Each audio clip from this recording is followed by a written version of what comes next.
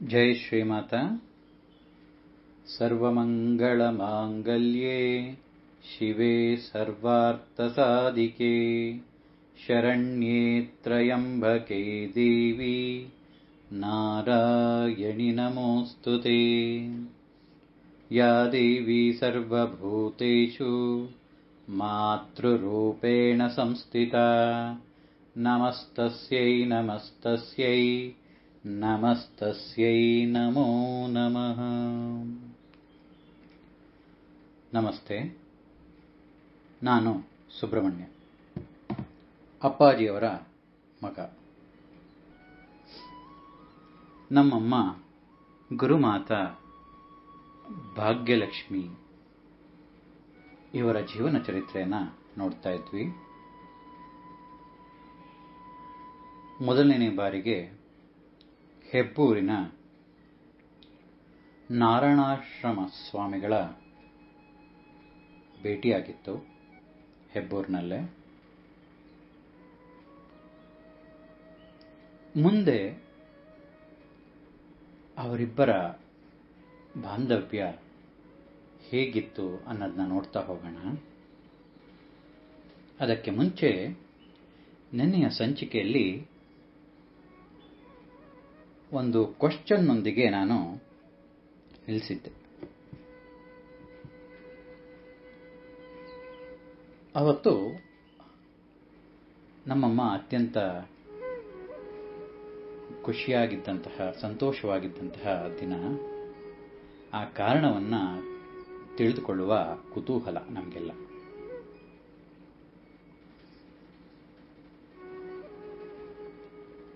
ಅಮ್ಮ ಹೇಳ್ತಾರೆ, ಇವತ್ತು ನಮ್ಮ ಮನೆಗೆ ವೆಂಕಟಾಚಲ ಅವಧೂತರು ಬಂದಿದ್ರು ನೋಡಿ. ಆ ಚೇರ್ ಇದೆಯಲ್ಲ, ಅಲ್ಲೇ ಕೂತಿದ್ರು. ಹೌದು, ಅಲ್ಲೇ ಕೂತಿದ್ರು. ನಾನಿಲ್ಲಿ ಕೂತ್ಕೊಂಡು ಅವ್ರ ಮಾತುಗಳನ್ನೆಲ್ಲ ಕೇಳಿಸ್ಕೊತಾ ಇದ್ದೆ.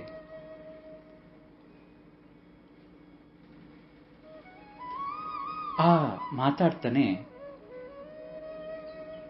ನನಗೆ ಕನಸಿನಲ್ಲಿ ಒಂದು ಚಿನ್ನದ ತುಳಸಿ ಗಿಡದ ಸುತ್ತ ಪ್ರದಕ್ಷಿಣೆ ಹಾಕುವ ಹಾಗೆ ಕನಸು ಬೀಳ್ತಾ ಇದೆ. ಇದಕ್ಕೆ ಕಾರಣ ಏನು ಅಂತ ಅವ್ರನ್ನ ಕೇಳಿದೆ ನಾನು. ಅದಕ್ಕೆ ಅವರು 2 ನಿಮಿಷ ಕಣ್ಮುಚ್ಚಿ ಮತ್ತೆ ಕಣ್ಬಿಟ್ಟು ನನಗೆ ಪೂರ್ಣ ಆಶೀರ್ವಾದಗಳನ್ನು ಮಾಡ್ತಾ ಹೇಳ್ತಾರೆ, ನೀನು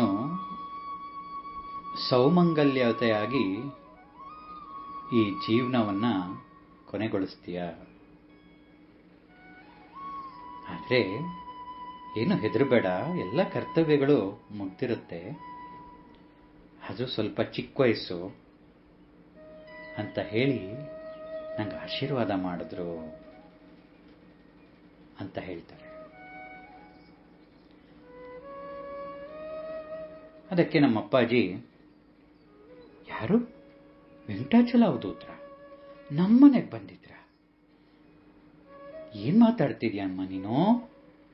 ಅವರು ನಮ್ಮನೆಗೆ ಬರಕ್ ಸಾಧ್ಯನಾ? ಇಲ್ಲ ರೀ, ಬಂದಿದ್ರು, ಇಲ್ಲೇ ಕೂತಿದ್ರು, ಮಾತಾಡ್ತಾ ಇದ್ರು. ನನ್ನ ಗುರುಚರಿತ್ರೆ ಪಾರಾಯಣ ಮುಗಿದು ನಾನು ಈಚೆಗೆ ಬರ್ತೀನಿ ದೇವ್ರ ಮನೆಯಿಂದ, ಅವ್ರು ಬಂದಿದ್ರು, ನಾನು ಇಲ್ಲೇ ಕೂತ್ಕೊಳ್ಳಕ್ ಹೇಳ್ದೆ. ಸುಮಾರು ಹೊತ್ತಿದ್ರು, ಮಾತಾಡ್ತಾ ಇದ್ರು. ನಾನು ಪಾನಕ ಕೂಡ ಮಾಡಿಕೊಟ್ಟೆ ಅವ್ರಿಗೆ ಅಂತೆಲ್ಲ ಹೇಳ್ತಾರೆ ನಮ್ಮಮ್ಮ.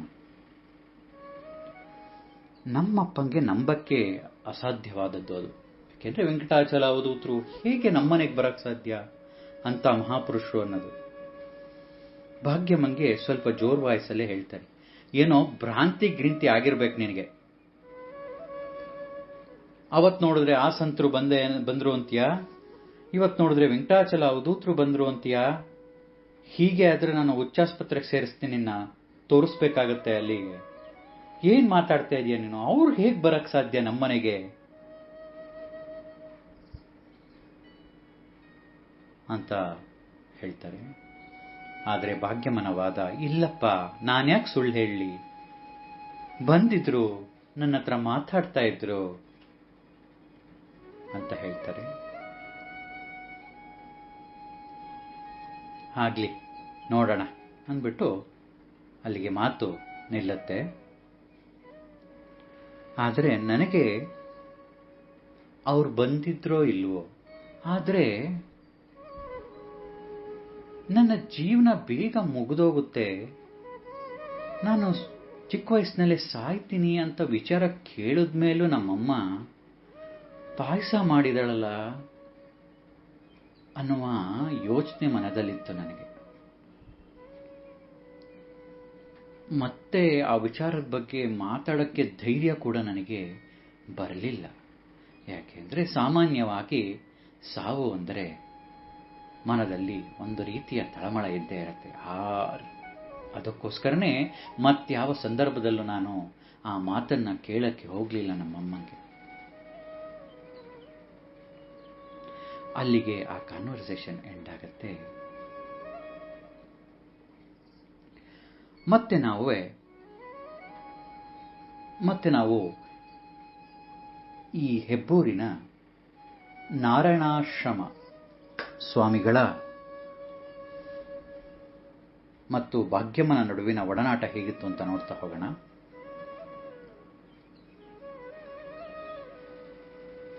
ಮೊದಲನೆಯ ಭೇಟಿ ಹೆಬ್ಬೂರಿನಲ್ಲಾಗಿದೆ. ಅಮ್ಮ ಆಶೀರ್ವಾದ ತಗೊಂಡಿದ್ದಾರೆ. ಮತ್ತೆ ವಾಪಸ್ಸು ಮೈಸೂರಿಗೆ ಬಂದ ನಂತರ ಮೈಸೂರಿನಲ್ಲಿ ಅಪ್ಪನ ಜೊತೆ ಮಾತಾಡ್ತಾ ಇದ್ದಾರೆ. ಎಷ್ಟು ತೇಜಸ್ವಿಯಾಗಿದ್ದಾರಲ್ವಾ ನಾರಾಯಣಾಶ್ರಮ ಸ್ವಾಮಿಗಳು. ಮತ್ತೆ ಹೋಗ್ಬೇಕು ಅನ್ಸುತ್ತೆ. ಮತ್ತೆ ಯಾವಾಗ್ಲಾರ ಸಮಯ ಸಿಕ್ಕಾಗಿ ನಾವು ಹೋಗೋಣ. ಅಪ್ಪಾಜಿನು ಆಯ್ತಮ್ಮ ಹೋಗೋಣ, ಖಂಡಿತ. ತುಂಬಾ ದೇವಸ್ಥಾನ ಕೂಡ ಚೆನ್ನಾಗಿದೆ, ಶ್ರೀಚಕ್ರಾಕಾರದಲ್ಲೇ ಕಟ್ಟಿದ್ದಾರೆ ಅಂತ ಹೇಳ್ತಾರೆ. ಹಾಗೆ ಅನೇಕ ಬಾರಿ ಹೆಬ್ಬೂರಿನ ಕೋದಂಡಾಶ್ರಮ ಮಠಕ್ಕೆ ಭೇಟಿಯನ್ನು ಕೊಡ್ತಾರೆ. ಯಾವಾಗ ಆ ಆಶ್ರಮಕ್ಕೆ ಭೇಟಿ ಕೊಡ್ತಾರೋ ಆ ಆಶ್ರಮದಲ್ಲಿ ಚಂಡಿಯಾಗ ನಡೀತಾ ಇರುತ್ತೆ.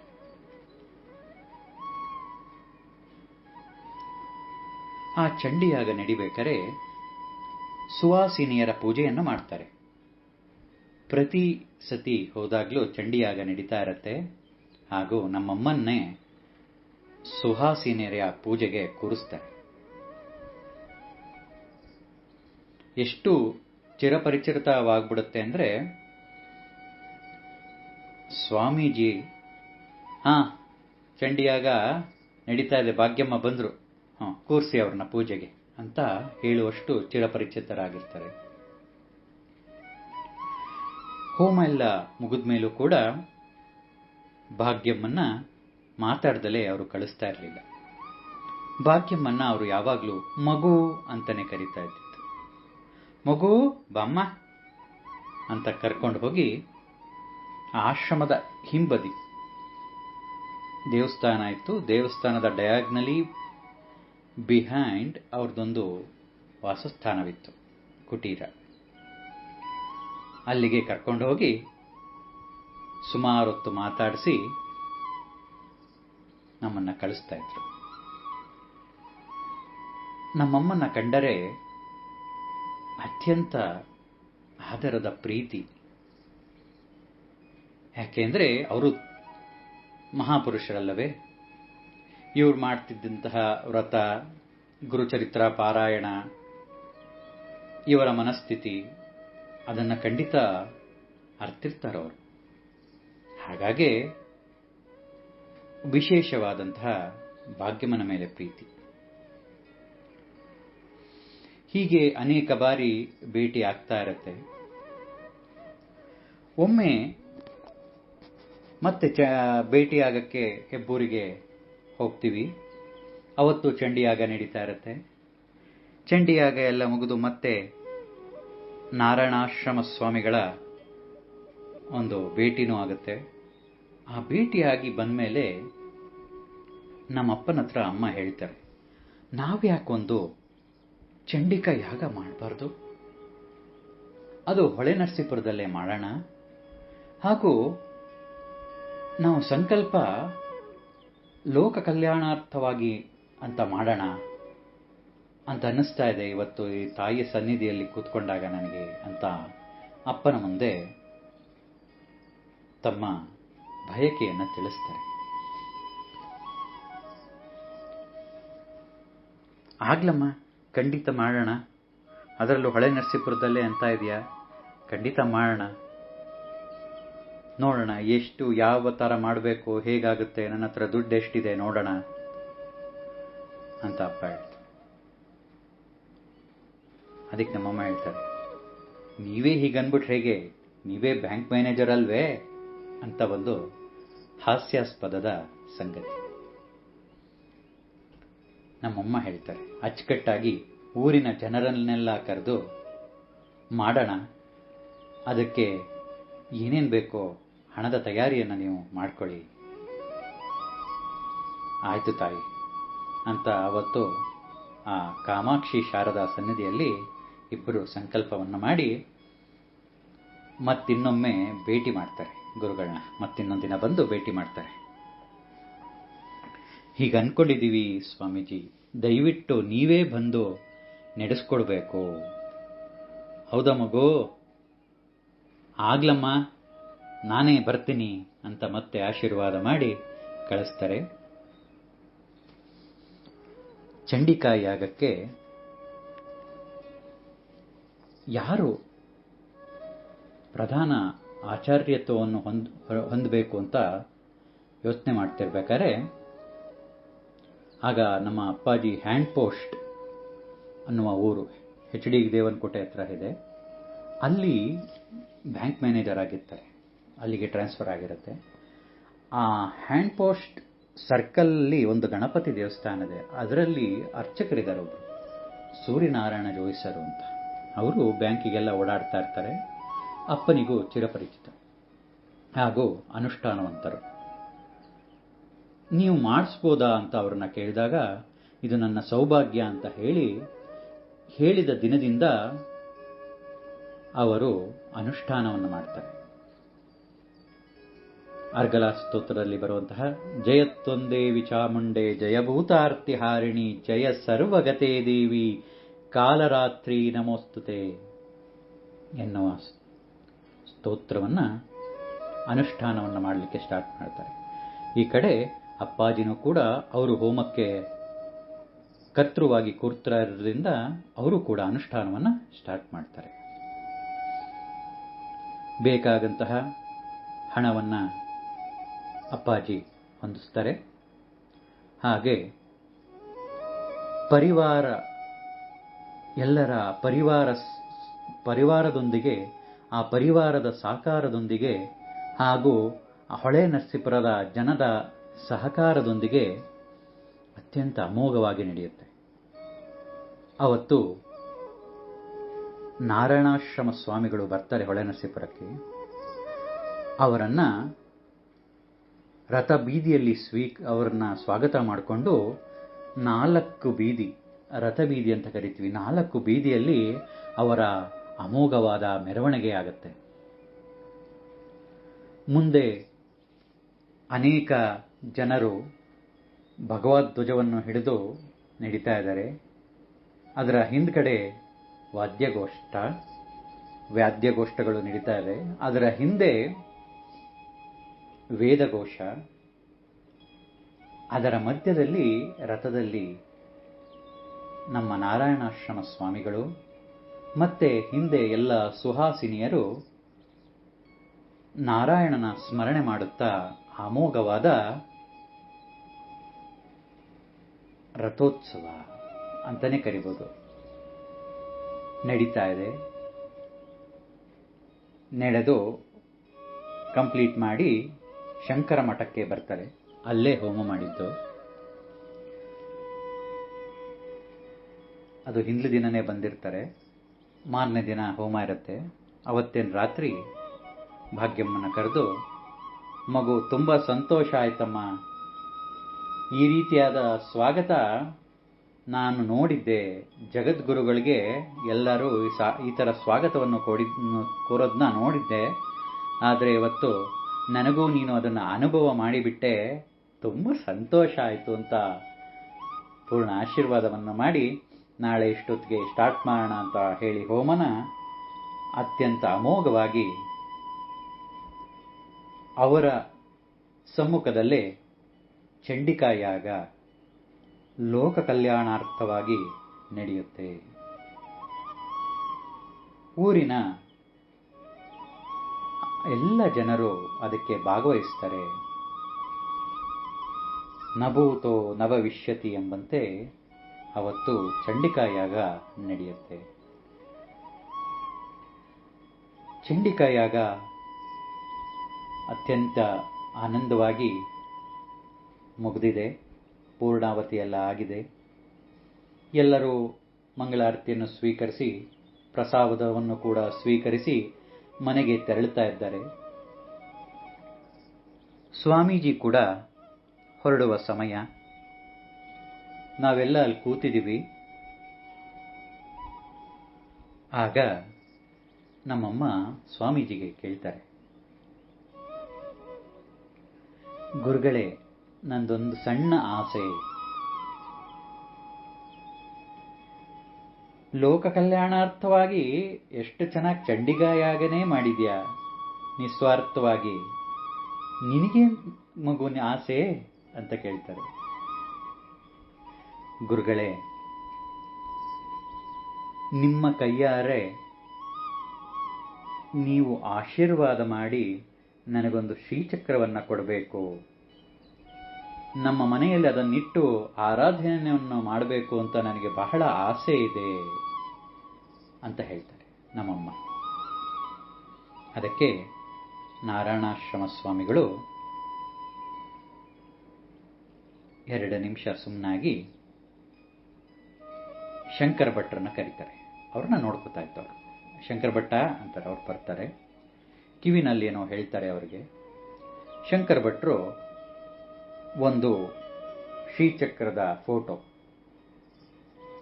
ಕೋದಂಡಾಶ್ರಮ ಮಠದಲ್ಲೂ ಶ್ರೀಚಕ್ರ ಇದೆ, ಆ ಶ್ರೀಚಕ್ರದ ಫೋಟೋ ಹಾಗೂ ಲಕ್ಷ್ಮೀನಾರಾಯಣ ಹೃದಯ ರಹಸ್ಯ ಪುಸ್ತಕವನ್ನ ನಮ್ಮಮ್ಮನ ಕೈಯಲ್ಲಿತ್ತು, ಮಗು, ಅವಳು ನಿಮ್ಮನೆಗೆ ಖಂಡಿತ ಬರ್ತಾಳೆ, ಈ ಫೋಟೋನ ಇಟ್ಟು ಪೂಜೆ ಮಾಡ್ತಾ ಇರೋ, ಅವಳಾಗೆ ಬರ್ತಾಳೆ, ಖಂಡಿತ ಬರ್ತಾಳೆ ಅಂತ ಹೇಳಿ ಗುರುಗಳು ತೆರಳ್ತಾರೆ. ಅದರಂತೆಯೇ ಆ ಶ್ರೀಚಕ್ರ ಫೋಟೋವನ್ನ ನಮ್ಮಮ್ಮ ಮಂಟಪದಲ್ಲಿಟ್ಟು ದಿನ ಅದಕ್ಕೆ ಕುಂಕುಮಾರ್ಚನೆ ಪ್ರಾರಂಭವನ್ನು ಮಾಡ್ತಾರೆ. ಹಾಗೂ ಲಕ್ಷ್ಮೀನಾರಾಯಣ ಹೃದಯ ರಹಸ್ಯದ ಪಾರಾಯಣವನ್ನು ಕೂಡ ಸ್ಟಾರ್ಟ್ ಮಾಡ್ತಾರೆ. ಹೀಗೆ ನಮ್ಮನೆಗೆ ಪ್ರಥಮ ಬಾರಿಗೆ ಲಕ್ಷ್ಮೀನಾರಾಯಣ ಹೃದಯ ರಹಸ್ಯ ಪುಸ್ತಕ ಹಾಗೂ ಶ್ರೀಚಕ್ರದ ಪಟ ಗುರುಗಳಿಂದ ದೊರೆಯಿತು. ಆದರೂ ನಮ್ಮಮ್ಮನಿಗೆ ಆಸೆ ಆಗಲಿ, ಇವತ್ತು ಒಂದು ಫೋಟೋದ ರೂಪದಲ್ಲಿ ಬಂದಿದ್ದಾಳೆ ಅವಳು, ಮುಂದೊಂದು ದಿನ ಬಂದೇ ಬರುತ್ತೆ ಅನ್ನುವ ಆ ಆಕಾಂಕ್ಷೆ ಮಾತ್ರ ಹೋಗಿರಲಿಲ್ಲ. ಅದೇ ರೀತಿ ಲಕ್ಷ್ಮೀನಾರಾಯಣ ಹೃದಯ ರಹಸ್ಯ ಪಾರಾಯಣ, ಶ್ರೀಚಕ್ರ ಫೋಟೋಗೆ ಕುಂಕುಮಾರ್ಚನೆ, ಗುರುಚರಿತ್ರ ಪಾರಾಯಣ ಎಲ್ಲವೂ ನಡೆಯುತ್ತಾ ಹೋಯಿತು.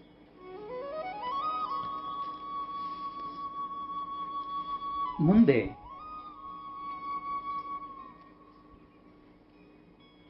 ಯಾವ ರೀತಿ ಇನ್ನು ಕೆಲವು ಸಂತರಗಳ ಭೇಟಿ ಹೇಗಾಗುತ್ತೆ ಅಂತ ತಿಳ್ಕೊತಾ ಹೋಗೋಣ. ಗುರುಮಾತಾ ಗುರುಮಾತಾ ಜಯ ಜಯ ಜಯ ಜಯ ಶ್ರೀಮಾತಾ ಶ್ರೀಮಾತಾ ಶ್ರೀಮಾತಾ ಜಯ ಜಯ ಜಯ ಜಯ ಗುರುಮಾತಾ. ಜೈ ಗುರುದೇವ ದತ್ತ. ಜೈ ಶ್ರೀಮಾತಾ. ಜೈ ಶ್ರೀಮಾತಾ. ಜೈ ಶ್ರೀಮಾತಾ.